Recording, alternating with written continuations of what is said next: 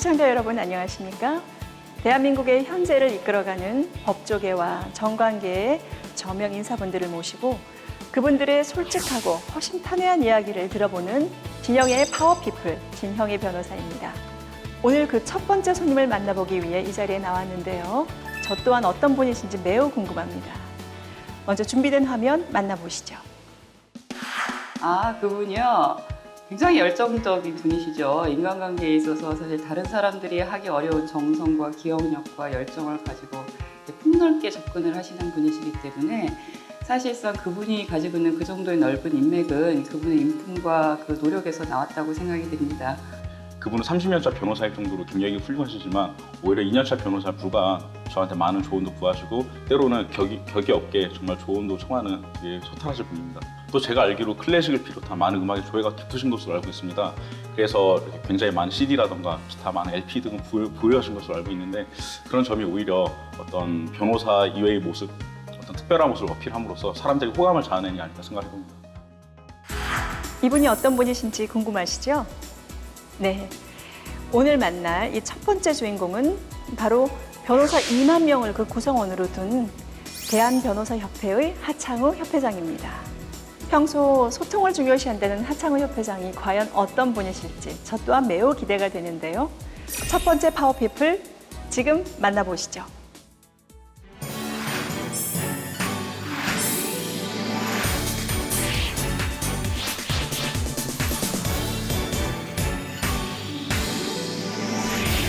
안녕하세요, 협회장님. 네, 안녕하세요. 하창우입니다. 네.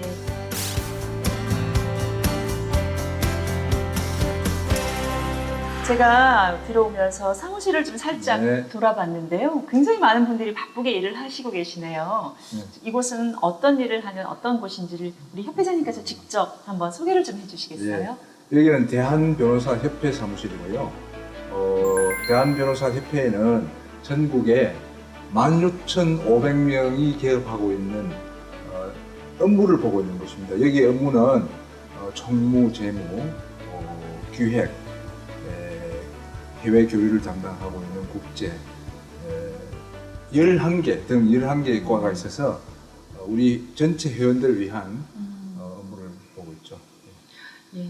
요새 여러 매체에서 우리 협회장님에 대한 기사가 굉장히 많이 나오고 또 접하고 있어요. 네. 근데 우리 하창우 협회장님에 대해서 지금부터 과연 이분은 어떤 분이신지 또 과연 어떤 분이시길래 말씀하신 16,500명이라는 그런 변호사들을 수장으로서 이 협회를 이끌고 계신지 지금부터 한번 속속들이 이야기를 좀 나눠보고자 합니다. 네, 좋습니다.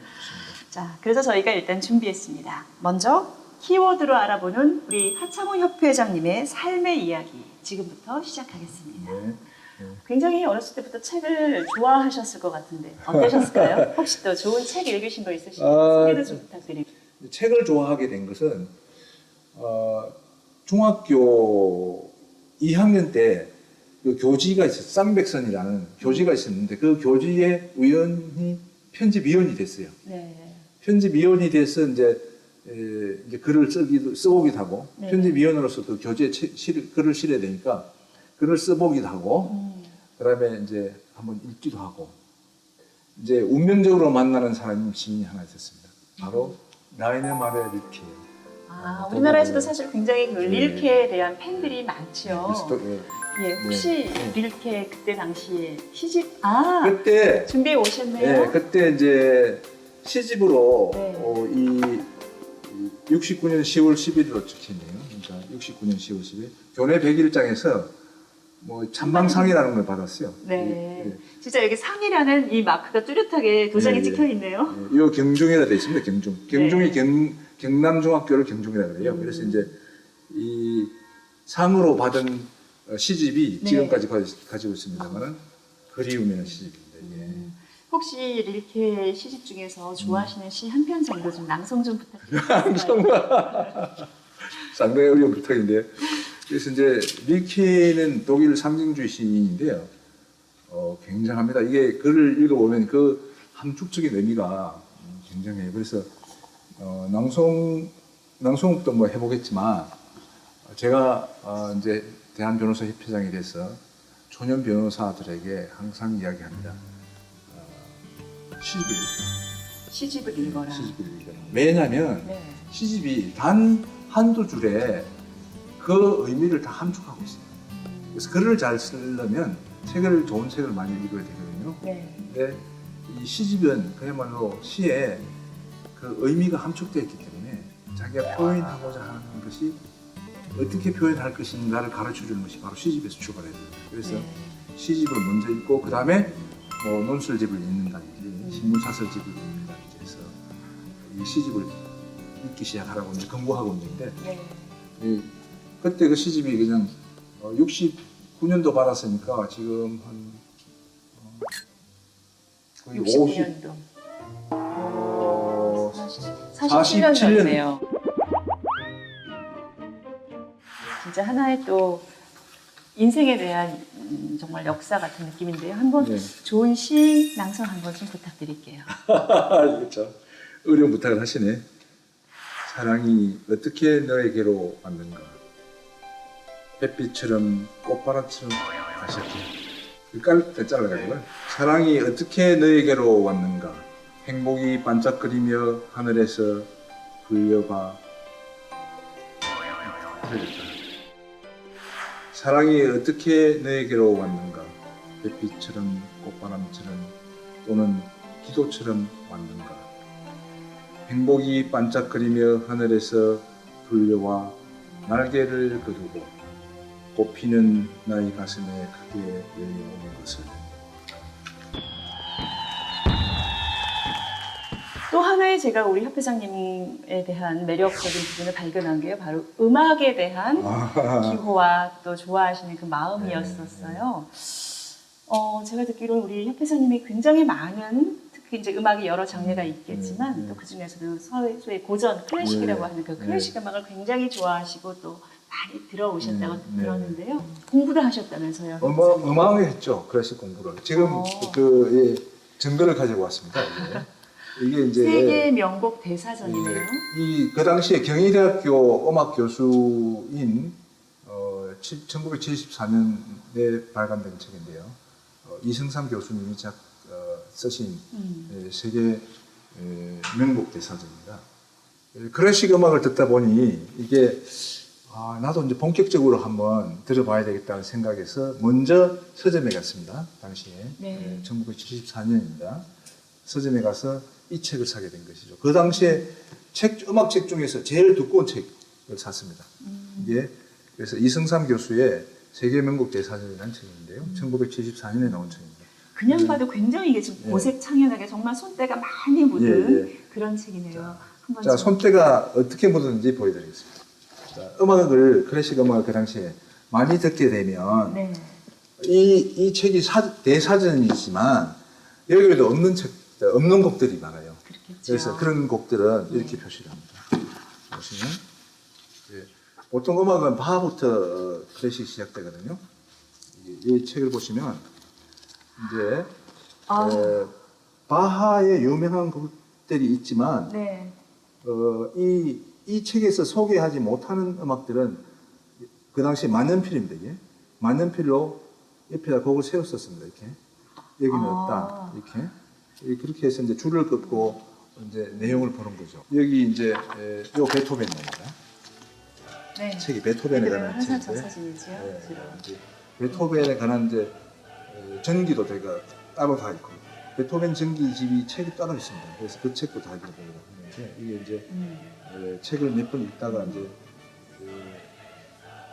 중요한 것도 곡을 읽다가 중요한 것을 이렇게 줄을 긋기도 하고 앞보다 나옵니다. 그렇게 이제 신문에 또 베토벤 뭐 관련된 칼럼이나 기사도 다 기사가 올려서 나오면 이렇게 이렇게 끝까지 칼럼을 하셨어요. 스크랩을 해가지고 여기다 집어넣기도 네, 하고요. 2004년 4월 7일자 신문에서 났네요.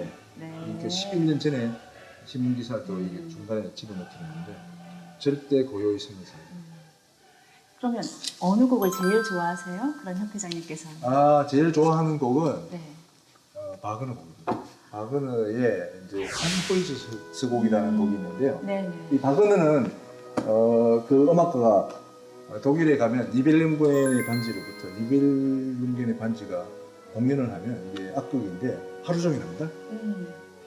곡 하나를 이제 악극인데 이것을 연극처럼 노래를 계속 오페라처럼 이렇게 불러서 하는데 이걸 하루 종일 해요. 독일 바이로이트 축제에서는 하루 종일 공연하는 곡인데 네. 이 바그너가 굉장히 유명한 사람인데 그래서 이 바그너 음악이 왜 좋냐면 굉장히 힘이 있습니다. 그렇죠. 바그너의 악극을 부를 수 있는 가수는 네. 따로 이름이 명명될 정도로 바그너는 아무 가수나 그 힘이 들어서라도 못 부른다는 얘기가 그 들었어요. 바그너의 음악 중에 두 번째 있는 곡인데 이게 탄호이저스라고 해서 네네. 이 곡을 지금 모든 음악을 다 듣고 나서 제 경우에 와서 선택을 해서 이제 제일 좋아하는 곡이 됐는데 그렇다면 지금 현재 우리 클래식은 나에게 어떤 존재일까요? 지금까지 클래식을 한 40년 이상 들었지만 이제 클래식을 듣게 되면 사람의 마음을 가라앉히고 조용한 상태를 만들어주기 때문에 이 상태에서 이제 아이디어가 막 들어오는 거죠. 그래서 이제 뭐 사법 정치에 관련 지금 여러 가지 이제 많은 시도를 하고 있지만 이런 것도 전부 다 이제 음악을 들으면서 문득문득 떠오르는 것을 이제 메모했다가 이렇게 하고 있습니다. 그래서 아이디어 이렇게 추진하고 있는 일에 많은 아이디어를 제공하는 역할을 지금 음악이 하고 있습니다. 집무실에서도 그러면 클래식을 많이 들으시나요? 네. 그러시군요. 개인 사무실에서는 네. 스피커가 8개 있고요. CD가 한 1000장이 있으니까 인지는 듣고 그러시군요. 지금까지 너무 이제 형이상학적인 고차원적인 이야기를 했었다면 조금 더 이제 우리 일상생활에 관련된 얘기를 좀 네. 제가 또 여쭤보고 싶어요. 저 우리 협 회장님의 그 구두 닦는 이야기가 그럼 또 언제 참 보셨나? 재밌게 제가 말씀을 좀 네. 전해 들었었는데요. 네, 네. 자, 우리 협 회장님 혹시 제가 구두 좀 한번 좀 보여주실 수 있을까요? 이게 제 구두인데요. 이번 일요일에도 제가 직접 닦았어요. 이렇게 남한테 구두를 맡기지 않고 일요일 아침마다 제가 네. 직접 닦습니다. 구두를. 아, 네. 그럼 구두를 네. 이렇게 언제부터 이렇게 직접 닦게 되셨어요? 그러니까 변호사를 86년 개업했는데 그 이후부터는 이제 제가 닦죠. 이미 이제 그때는 결혼을 한 상태였고 네. 그래서 이제 아침에 일요일 아침에 이게 닦는 게 습관이 돼 있어요. 이제 제 스스로 이 구두를 닦을 수 있는 시간이 네. 일요일 오전밖에 없어요. 그러니까 일과가 시작되면 월요일부터 토요일까지는 닦을 시간이 나지도 않고 그래서 이제 월요일 이제 구두를 일요일 아침에 구두를 닦으면서 항상 생각을 하는 거죠. 이게 잡념을 떨치고 있는 이제 먼지를 틀면 잡념을 떨치는 것이고 이제 구두약을 묻혀서 이제 칠을 하면 네. 구두약 칠은 골고루 아주 골고루 발라야 되고요. 특히 보이지 않는 부분을 약을 잘 많이 칠해야 됩니다. 보이지 않는 부분을. 그래서 이제 내가 하는 일 중에 혹시 내가 소홀히 하고 있는 것은 없는가 한번 또 생각을 해보고 구두와 돌을 함께 닦으시네요. 마지막에 광택을 낼 때는 완성입니다. 그래서 내가 일을 완성하고 있는지 일을 완성할 때는 또 어떻게 해야 되는지를 네. 또 한번 생각해보고 이런 내용을 페이스북에 올려놨습니다.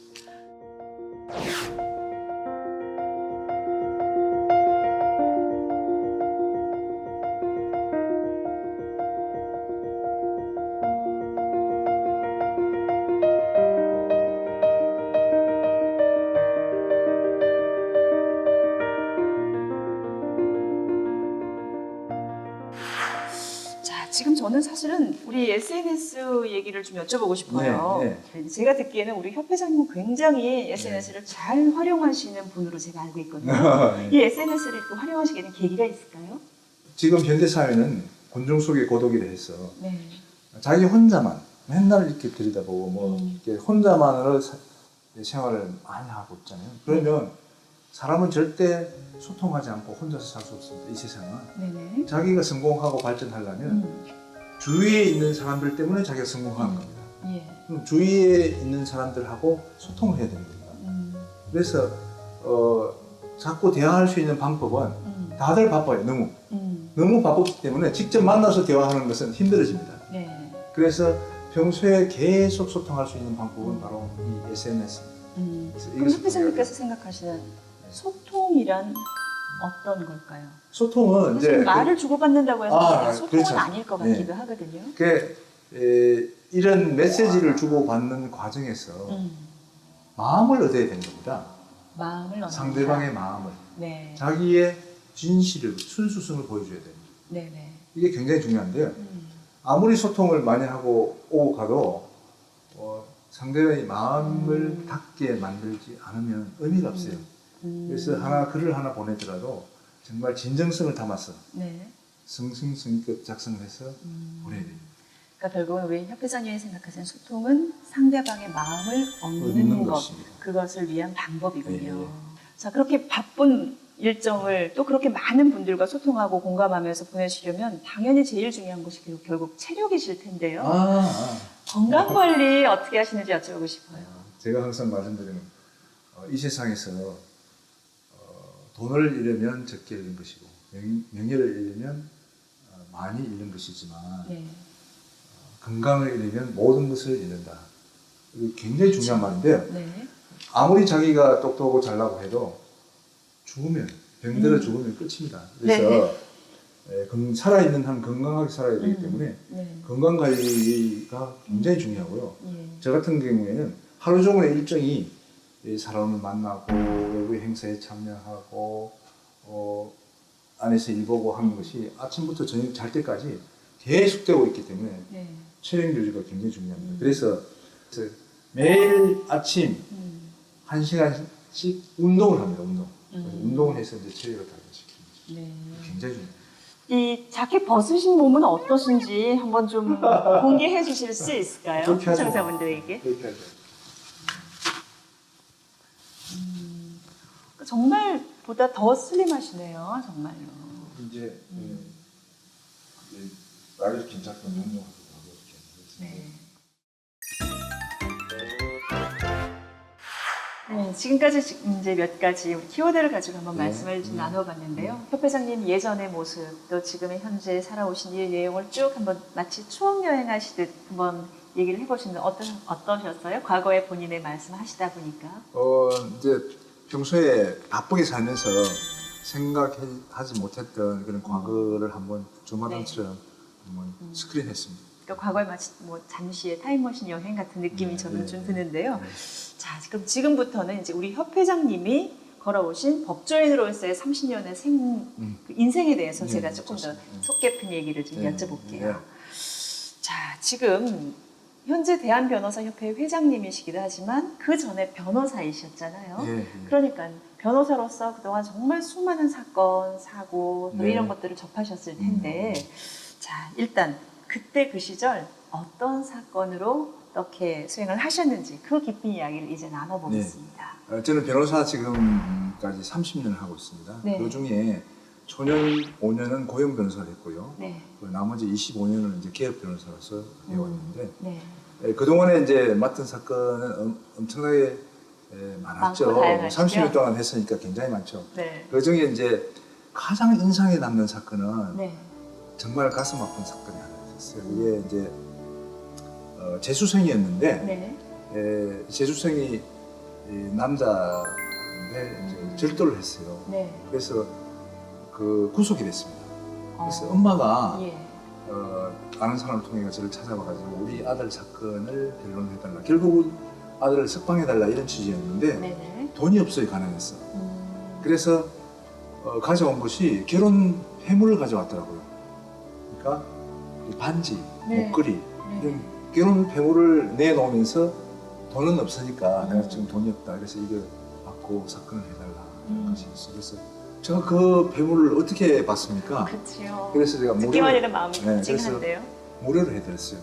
근데 그 애가 공부를 어느 정도 하는 애인가 봐요. 네네. 그래서 그 해에 입시해서 거의 1류 대학을 들어갔습니다. 네. 그래서 나중에 합격하고 나서 네. 찾아왔을 때 네네. 굉장히 내가 정말 돈을 안 받고 수임료를 안 받고 정말 잘 해줬다. 네. 그런 생각이 들었죠. 변호사로서만이 느낄 수 있는 가장 큰 보람이시죠. 네. 자, 그런데 또 조선족 아들의 살인 미수 사건도 있다고 제가 그렇습니다. 들었어요. 그 사건도 좀 얘기 그 좀 사건은 해주세요. 작년의 사건이었는데 네. 이 조선족 아주머니가 우리나라 식당에서 일하는 아주머니였어요. 근데 네. 이 아주머니 아들이 이 사귀던 여자에게 그 여자에게 다른 남자가 생겼어요. 그래서 이 여자가 다른 남자를 사귀는 것을 보고 이 조선족 아주머니 아들이 네. 예리한 칼을 가지고 목 있는 부분을 이렇게 스치듯이 상처가 났어요. 네. 이렇게 목 부분이기 때문에 굉장히 위험한 당연히 건데 살인 미수라고 할 수 있겠죠. 그래서 이제 구속이 됐죠, 당연히. 네. 그랬는데 1심에서 집행유예 석방이 됐어요. 네. 살인 미수입니다, 제명이. 네. 2심에서는 어떻게 됐냐면 살인 미수로 다시 구속이 돼버렸어요. 실형이 나버렸죠. 예. 그런 상태에서 와가지고 이제 대법원에 상고를 했는데 이 사건을 맡아달라. 다만 착수금은 많이 주겠다. 네. 많이 주겠다. 자기가 지금까지 모아놓은 돈을 다 주겠다. 네. 우리 아들 사건을 맡아달라고 했는데 네. 그 기록이나 이 판결을 보면 도저히 무죄가 될 수 없는 사건이었어요. 그래서 이 사건은 제가 그 아주머니한테 많은 돈을 받고 맡으면 안 되겠더라고요. 양심상. 그래서 제가 못 맡겠다고 했더니 며칠 뒤에 또 찾아왔어요. 네. 또 맡아달라. 그래서 그때도 제가 이 사건을 맡으면 안 되겠다 싶어서 이제 거절을 하면서 다만 요령을 가르쳐줬습니다. 대법원도 국선 변호사가 있다. 국선 변호사 선임을 해서 좀 잘해달라고 부탁을 해라. 내한테 사건을 맡기면 내가 양심상 도저히 이건 맡을 수 없는 사건이다. 해서 이제 국선 변호사를 통해서 사건 처리를 하도록 그렇게 한 일이 있죠. 그 사건의 결과 혹시 는 알고 모릅니다. 계신가요? 저도 갑자기 같이 네, 궁금해져서요. 저도 사실 이제 변호사로서 변호사의 업무를 수행하지만 또 이렇게 정말 30년 동안의 이 대변호사 선배님의 이야기를 들으니까 관록과 노하우가 정말 함께 정말 배울 갈 길이 참 멀다는 생각이 또한 듭니다. 이 협회장님께서 아까 말씀하신 그 SNS를 통해서던 소통이라는 다른 사람의 마음을 얻기 위한 그 소통과 공감이라는 그 단어가 참 저에게는 묵직한 단어로 중요하다는 생각이 드는데요. 우리 협회장님 같은 이런 분이 또 이런 변호사분이 우리 대한변호사협회를 이끌어 주신다는 것에 대해서 저는 참 마음 든든합니다. 정말 그리고 제가 진심으로 존경의 박수를 쳐드리고 싶습니다. 감사합니다.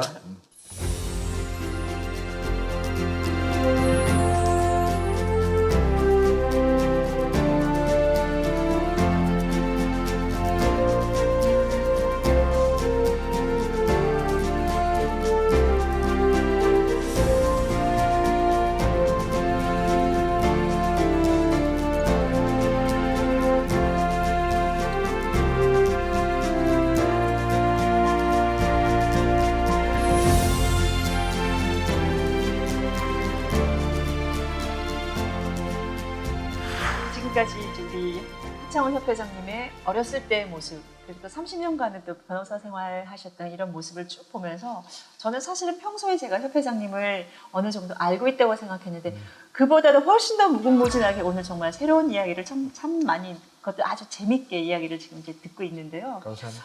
협회장님께서 참 재밌고 좋은 이야기들로. 그런데 저희가 그렇다고 해서 넘어갈 수 없는 것은 바로 또 최근 우리 협회장님이 여러 가지에 대한 새로운 이슈를 또 제기도 하시고 그에 대한 지금 고분분투하시는 모습이 또 있어요. 그래서 제가 요새 이슈가 되고 있는 최근 내용에 대해서도 조금 여쭤보고 말씀을 듣고자 합니다. 자, 요즘 하창훈 협회장님 하면 먼저 떠오르는 몇몇 단어들이 있지요. 그 중에서도 사법시험이 지금처럼 현행처럼 존치돼야 된다라는 것이 또 아주 세간의 화제이자 이슈인데요. 이 부분에 대한 우리 협회장님의 그간에 어떤 상황에서 이 사법시험이 있어 와야 되는지에 대한 의견 또 근거를 좀 여쭤볼까요? 사법시험이 존재해야 된다는 것은 그 필요성은 저를 보면 압니다. 저는 아까 말씀드린 바와 같이 시골 출신이고요. 아버지가 또 농사도 지으셨는데 지금처럼 로스쿨 하나만 있다고 하면, 사법시험이 없는 상태였다면 저는 변호사도 되지 못했을 것입니다. 이것이 굉장히 중요한 이야기죠. 그러니까 시골 농부의 아들도 법조인이 될 수 있고 우리 서민의 아들, 딸도 법조인이 될 수 있는 희망의 사다리 역할을 하는 것이 사법시험이죠. 그래서 이 사법시험은 반드시 존치해야 된다. 그리고 로스쿨과 병행해야 된다. 병행 네. 존치해야 된다. 이렇게 주장하는 것입니다. 네. 그래서 지금 국회에는 사법시험 존치 법안이 최근 오신환 의원이 발의한 것과 합쳐서 네. 5개 법안이 법사위에 계류 중입니다. 그래서 이 그렇군요. 5개 법안 중에 네. 한 개만 통과되면 예. 사법시험은 존치하게 되는 것이죠. 음. 그래서 저는 이 법안 5개 중에 하나를 네. 가능한 한 이제 통합을 해서 네. 하나의 법안으로 만들어서 음. 법사위를 통과시키기 위해서 네. 국회의원님을 만나고 활동을 하고 있는 것이죠. 그런데 이제 일단 뭐 만약에 이 법률적인 부분에 특별한 관심이 없으신 분은 왜 소위 시골 농부가 시골 농부의 자녀도 또 그 본인도 될 수 있는데 그 로스쿨은 왜 그러면 안 되지라고 궁금해하실 수도 네. 있거든요. 조금 더 왜 그 로스쿨로서는 보다 어려울 수 있는지에 대한 설명도 좀 필요한 지금, 것 같아요. 지금 로스쿨은 대학은 코스입니다. 네. 대학은 3년제입니다. 그래서 대학은 3년을 나와야 비로소 변호사 시험을 볼 수 있는 자격이 주어지는 것입니다. 네네. 그러니까 대학은 3년을 로스쿨을 나오기 위해서는 네. 학교를 다녀야 되죠. 졸업을 해야 되니까. 일단 대학을 나와야 되고. 네, 일단 대학을 나와야 되고 네. 대학을 졸업하는데 4년 동안에 공부하는데 또 비용이 많이 듭니다. 예. 그런데 거기다 대학원 코스 3년 로스쿨을 다니기 위해서는 학비가 엄청 비싸죠. 네. 지금 물론 장학금 제도가 있긴 장학금 하더라도. 제도가 3분의 1 정도 되어 있기는 합니다. 물론 그 네. 혜택을 받는 분도 있기는 해요. 네. 그렇지만 대부분의 학생은 연간 2천만 원 정도 많게는 학비만요? 그래서 학비만 예. 학비만 그래서 3년 동안 6천만 원이 됩니다. 음. 여기에다가 뭐 각종 생활비, 책값이다 뭐 이렇게 부대 비용 합치면 네네. 1억이 들어야 대학은 3년을 마칠 수 있다는 거죠. 네. 대학을 졸업한 사람이 예. 다시 1억을 들여서 대학원 3년 코스를 마쳐야 비로소 변호사 시험 자격을 볼 수 있는 시스템이라는 예. 게 로스쿨이 이 제도라는 것은 어마어마한 제도입니다. 이게 비용 많이 드는 것이. 예. 일반 서민들은 생각을 못하죠. 그렇지만 사법시험은 어떻습니까?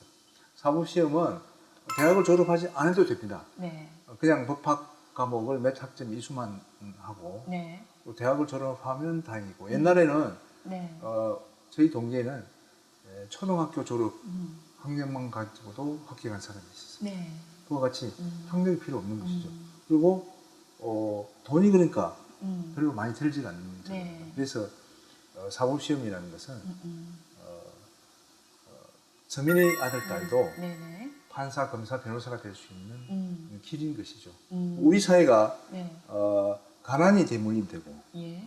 못 사는 집안의 아들 딸이 또 못 살고 네. 또 부유한 집안의 아들 딸들이 그 부를 네. 세습한다, 신분을 세습한다고 하면 사회가 불안정합니다. 네네. 그래서 사회가 안정화되고 건전한 사회, 네. 평등한 건전한 사회를 만들어지려면 네네.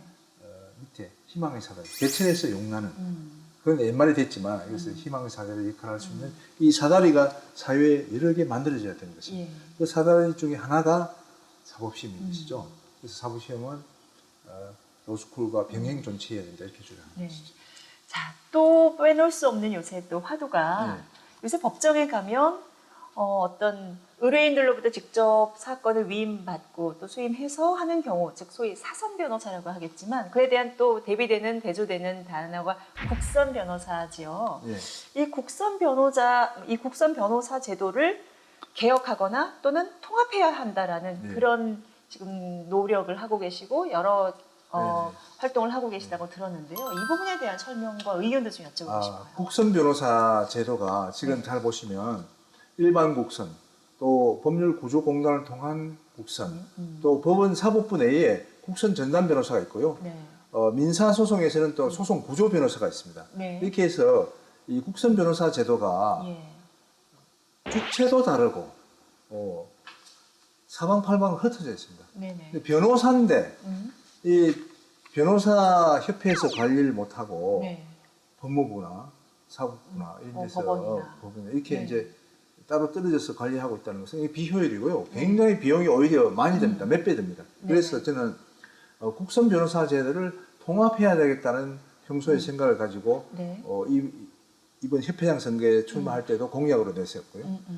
그래서 당선되고 난 지금에 와서는 예. 국선 변호사 통합을 위한 TF팀을 만들어서 지금 가동 중입니다. 그래서 외국의 사례를 연구하고 네네. 그래서 장기적인 목표는 하나의 기구를 만들어서 네. 우리나라에 흩어져 있는 국선 변호사 제도를 모아서 여기서 관리하고 네. 정부가 예산을 지원을 해야 되는 것이죠. 예. 국선 변호사 제도는 법원이나 검찰과 이런 대립적인 대상적인 구도로 맞습니다. 만들어져야지 피의자나 피고인의 인권을 보장하고 권리를 잘 보호할 수 있는 형태가 되는 것입니다. 네. 이런 형태를 만들기 위해서 지금 업무를 하고 있습니다. 그러니까 사실은 저도 이제 변호사가 돼서 소송을 해보거나 이러면 사실은 법원은 소위 말해서 중립적인 판단자의 지위고요. 또 검찰은 변호사와는 말 그대로 대항적으로 서로 간의 위치도 이 어떤 지위도 전혀 상반된 그런 관계인데 조금 신기한 거는 이런 검찰의 그 상위 조직이라고 할 수 있는 법무부에서 국선 변호사 제도를 운영을 한다거나 또는 법원은 즉 판단자 입장인데 그 법원이 국선 맞습니다. 변호사를 선임시켜서 그걸 한다고 하는 것은 사실상 뭐 그것이 과연 뭐 중립적이냐 이런 문제를 떠나서 일단은 권한이나 그 지위 자체가 서로 되게 모순이 있는 것이죠. 그렇습니다. 판단자가 자신 그 상대방의 변호사를 선임을 시킨다는 것은 그거는 어디 봐도 좀 이상하다는 생각 저는 예전에 제가 소위 초보 변호사 때부터 좀 갖고 왔던 의구심이기는 했는데요. 이제 그 부분에 대해서 저처럼 이상하지만 뭔지 모르겠지만 그런가 보다 하고 넘어간 대부분의 변호사들의 입장에서 봤을 때는 사실은 협회장님과 같은 그런 새로운 세계, 이것이 정상이 아닌 것 같다라는 문제점을 단순히 문제의식만 가지고 계신 게 아니라 그것을 실제로 문제점이 있다면 실제로? 이것을 바꿔야 되고 네, 그럼 그래서- 바꾸는 것에 대한 구체적인 대안도 네, 갖고 네. 계시고 그 대안을 만들어서 네. 결국에는 입법을 해야 된다. 하나 통합하는 네. 법률을 만들어서 예. 국회에서 통과시켜야 된다. 그래서 그럼 지금 그 입법에 대한 논의나 노력은 어느 정도까지 진행? 지금 TF팀을 이제 만들어서 예. 외국의 사례를 음. 수집하고 있습니다. 네. 그래서 우리나라의 가장 좋은 하나의 제도를 만들어서 네. 입법 발의를 하려고 하는 것이죠. 음. 반드시 이것은 만들어져야 됩니다. 왜냐하면 일본은 이미 음. 국선 변호사 제도를 통합해서 네네. 운영하고 있습니다. 예. 그래서 정부가 예산 지원을 하고 음. 일본 변호사 연합회가 네. 관리하고 네. 제3의 독립기구를 만들었어요. 네네. 이것이 제일 바람직한 모습이죠. 예. 자, 그다음에 또 초미의 관심사가 하나 있지요. 전관 예우라는 것에 대해서 우리나라 대부분의 사람들은 아니기를 바라지만 현실은 그러하다라는 공감을 갖고 있어요. 근데 실제로 이제 이 전관 예우 있는 것을 경험을 해보신 적이 있으셨을 것 있죠. 같은데요. 예. 한번 그 얘기를 좀 여쭤보고 싶은데요. 제가 실제 정관 예우의 피해자로서 당한 사례는 네, 고등법원에서 어음수표 사건인데요. 네, 피고 대리인으로서 이제 정인 신청을 했습니다. 재판부에. 네. 했더니 저는 꼭 필요한 정인이었는데 재판부가 안 받아줬습니다. 예. 그래서 이제 신청을 기각당했는데 필요한 정인에서 또 한 번 더 신청했는데 또 안 받아줬어요. 예. 그런데 그 얼마 후에 원고 쪽에서 네. 대법관 출신의 변호사를 선임을 했습니다. 원고 측에서만 같은 당사자에게 별도의 또 다른 변호사를 선임을 한 건가요? 아니. 저는 피고 대리인이고 이제 원고가 네네. 대법관 출신의 변호사를 선임을 한 거죠. 예. 이제 대법관 출신의 변호사가 원고 대리인이 되어서 법정에 나타난 겁니다. 네네. 저희 상대방 대리인으로 나타났죠. 예. 그래서 그 대리 변호사께서도 보니까 네. 이 같은 정인이 필요한 겁니다. 예예. 그래서 그분이 똑같은 사람을 정인으로 신청했더니 그 자리에서 바로 받아줬어요. 채택이 됐습니다. 네. 나 결국은 이제 정신문도 했지만 네네. 이와 같이 느끼지 못할 정도가 아니고 실제 사례로서 재판부가 이런 고위직 출신의 정관, 특히 대법관 출신의 네. 변호사를 재판할 때 의심을 하고 있는 것이 아니냐, 유리하게 어떤 결정을 하는 것이 아니냐, 네. 이렇게 이제 실제 사례를 보여주는 것이고요. 네네. 이제 거꾸로 소비자 입장에서 보면, 이제 네. 의뢰인 입장에서 보면 이게 이런 정관 예우가 존재한다고 생각을 하고 예. 실제 어떤 일이 벌어지고 있냐면 제가 서울지방변호사 회장을 당시 2008년도 실제 사건인데 네. 법관을 퇴임하고 변호사 개업을 한 여성 변호사님이 예. 어느 날 저를 찾아오셨어요. 네. 찾아왔는데 진단서를 들고 왔습니다. 음. 얼굴에 멍이 들어 있었어요. 그래서 네. 저한테 하소연하면서 이 일을 어떻게 했으면 좋겠느냐고 물은 적이 있었습니다. 네. 그 뭘까요? 실제 이야기를 들어보니 이랬습니다. 이 여성 변호사님이 네. 건설 사건을 수임했는데 예. 엄마와 아들 모자로부터 사건을 수임했습니다. 네. 그런데 이제 대법원 상고 사건이었죠. 조건이 있었다는 것입니다. 네. 5천만 원을 줄 테니 예. 2천만 원은 변호사님이 해서 서류를 다 작성하시고 네네. 3천만 원은 대법관 출신 변호사한테 드려서 이름을 올려달라. 네. 그렇게 해서 그 여성 변호사님이 상고유서를 작성을 했죠. 예. 그래서 자기가 잘 아는 대법관 출신 변호사를 찾아가서 3천만 원 드리고 예. 도장을 받아서 자기가 도장을 찍어서 상고유서를 대법원에 접수했습니다. 네. 그런데 결과는 음. 상고가 기각됐죠. 네. 그러니까 이 이후부터 문제가 발생합니다. 그래서 모자가 네. 찾아와서 착수금 준 5천만 원을 돌려달라고 요구하는 것입니다. 그런데 이거 5천만 원은 착수금이기 때문에 이 여성 변호사가 돌려주지 않았습니다. 예. 그랬더니 계속 찾아와서 돌려달라고 하는데 어느 날 변호사 방에 두 모자가 들어와서 문을 잠그고 네. 이 연약한 여자 변호사를 폭행을 한 폭행을 거군요. 공동으로 폭행을 한 겁니다. 그래서 이제 맞아가지고 멍도 얼굴에 들고. 멍이 들고 이제 진단서까지 네. 이제 떼고 왔는데 네네. 문제는 그 이후에 어떻게 됐냐면 네. 결국은 이렇게 맞으니까 돈을 돌려주지 않을 수 없어서 예. 돈을 착수금 받은 걸 돌려줬다는 것이에요. 예. 그래서 제가 그러면 얼마를? 얼마를 돌려줬습니까? 네네. 물었더니 5천만 원을 돌려줬다는 겁니다. 네. 그러면 대법관 출신 변호사한테 드린 그 3천만 원은 어떻게 했습니까? 하니 네. 이 여성 변호사님 말을 내가 그 대법관님한테 드린 돈을 네. 어떻게 돌릴 수 있습니까? 그래서 제가 제 통장에서 마이너스 통장에서 빼서 5천만 원 다 돌려줬습니다. 결국 3천만 원 제가 손해가 났습니다. 이렇게 이야기를 했습니다. 그러니까 이게 이 말이 되는 사례입니까 이게? 그래서 이 대법관 출신의 변호사님들이 이 도장값을 받으면 이렇게 네. 당사자뿐만 아니고 변호사한테도 피해를 주는 겁니다. 소위 말해서 상고 이유서, 즉 대법원에 들어가는 그 왜 내가 이 재판을 불복하는지에 대한 이유를 기재한 그 상고 이유서에 대법관님의 도장이 들어간 바로 그 이유가 지금 현재 상고 법원을 이제 신설해서 소위 대법원의 모든 사건들이 다 몰리면서 오는 어떤 재판의 지연 또 그 과정에서 나오는 이런 여러 가지 정말 판단도 제대로 못 받아보고 그냥 심리도 못 받아보는 그런 심리 불속행 기각이라고 하는 그런 경우들도 많고 해서 지금 이제 법원에서는 상고법원, 즉 대법관이 있는 상고법원, 대법원과는 별도의 상고법원을 만들자라는 것이 지금 현재 법원에서는 노력하고 있는 것으로 알고 계신데 이에 대해서는 한창호 협회장님은 이 상고법원이 설치되어야 한다라는 여기에 대해서 어떤 의견 갖고 계세요? 저는 선거 때 이미 공약을 내세웠습니다만 상고법원은 위헌이다. 그래서 실제 반대 입장이 확고합니다. 반대 입장이시군요. 확고합니다. 그래서 예. 이 상고법원은 왜 그런가요? 왜 그러냐면 헌법재판소 판례에 따라 들어도 이제 헌법조문상 위헌입니다. 헌법 101조 2항은 네. 이렇게 규정되어 있습니다. 법원은 최고법원인 대법원과 네. 각급 법원으로 조직된다 이렇게 되어 있습니다. 예. 그러니까 법원의 구조가 최고법원인 대법원이 있고 각급 네. 법원이 있다. 네네. 이렇게 헌법에 규정되어 있죠. 예. 그러면 각급 법원은 무슨 뜻이냐? 예. 헌법재판소 판례에 의하면 각급 법원은 하급심을 말합니다. 음. 하급심이다 이렇게 결정이 나 있어요. 예. 그런데 상고법원은 하급심입니까? 3심이죠. 네. 1, 2, 3심입니다. 네. 상고심이니까. 예.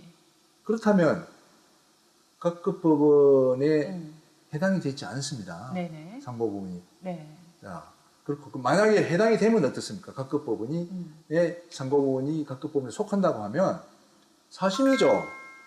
그 위에 최고법원이 대법원과 각급 법원이니까 예. 사심제를 되는 것입니다. 네네. 그러니까 우리나라 헌법은 재판 제도가 3심을 예정하고 있지 네. 4심을 예정하고 있지 않습니다. 그래서 헌법에 상고법원은 근거가 없다 이렇게 보는 것이고요. 네. 제일 문제는 국민의 입장에서 보면 4심제가 되면 소송이 지연되고 또 비용이 많이 듭니다. 그렇죠. 뿐만 아니라 네. 이 제도가 비용을 한 번 더 지출하면 그만큼 손해가 나는 것이죠. 이 제도를 왜 만들었습니까? 국민의 입장을 생각해서 만들었는가요? 그렇지 않습니다. 대법관 수 14인을 더 이상 늘리지 않고 네. 대법관 수는 고정시키고 연간 100건 내지 200건만 정책 사건만 하겠다는 겁니다. 예. 그러면 나머지 음. 38,000건에 해당되는 그 사건은 대부분의 사건은 그대로 상고법원에 떠넘겨서 네. 상고법원 판사로 하여금 처리하게 되는 것입니다. 네네. 그렇게 되면 국민의 입장에 봐서는 2심은 고등법원에서 받았습니다. 네. 대부분의 사건을. 그러면 또 상고심에 갔는데 또 고등법원 부장판사가 재판하는 판결을 또 받아야 됩니다. 그럼 네. 국민은 대법관으로부터 재판을 받고 싶어하지 네. 같은 급수인 고등법원 부장으로부터 재판을 받고 싶지 않습니다. 네. 지금 고등법원 판결에도 국민이 불신이 많은데 또 상고심에서 같은 급수의 고등법원 부장한테 재판을 받는다면 네. 국민의 입장은 굉장히 불신이 가중됩니다. 왜 내 재판은 대법관부터 안 받고 고등부장한테 또 받아야 되느냐? 네. 이런 이제 나는 왜 내 사건은 차별받느냐?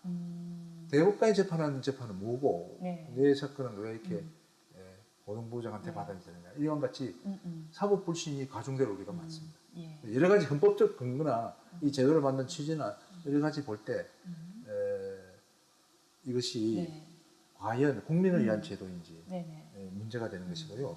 그렇다면 지금 이렇게 오랫동안 심지어 제가 얼마 전에 신문에 보니까 뭐 6년이 넘은 사건조차도 아직도 대법원에서의 판단을 못 받고 있다는 경우들도 봤는데요.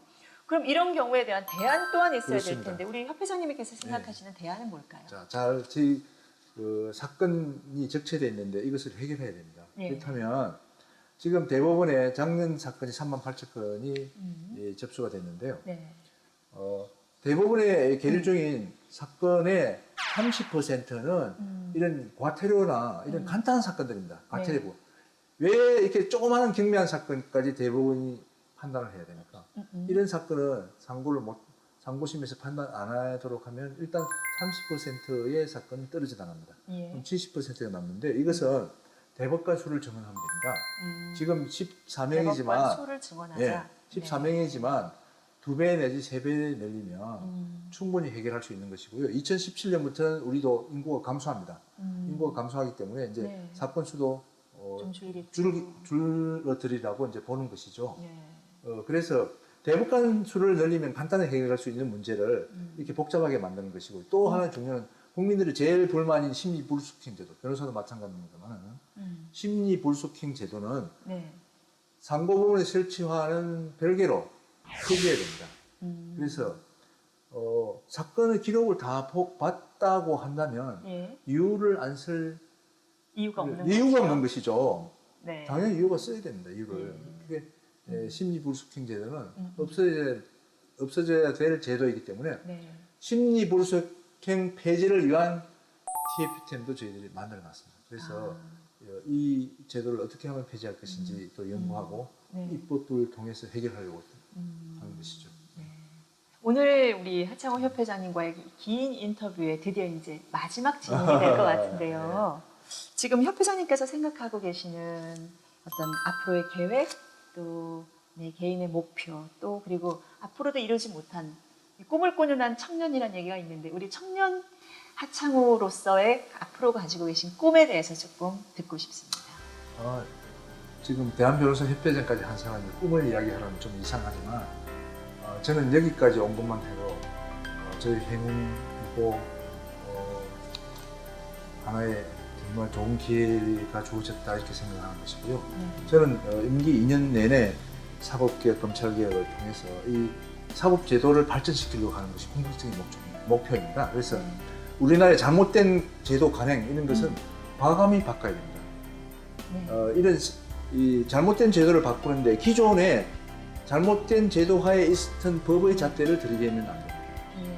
정관예우라는 것은 철폐돼야 되고 그렇게 하려고 하면 새로운 전통을 만들어야 됩니다. 네. 새로운 전통을 만들려고 하면 기존 법의 잣대를 갖다 대면 맞지 않는 것입니다. 그래서 전통은 전통대로 만들어야 되는 것이고요. 그래서 우리 법조계의 잘못된 제도들을 과감히 철폐하고 새로운 전통을 만들어서 이것이 원하는 10분의 1이라도 이루어진다면 제가 변호사 협회장으로서 만족하는 것이고요.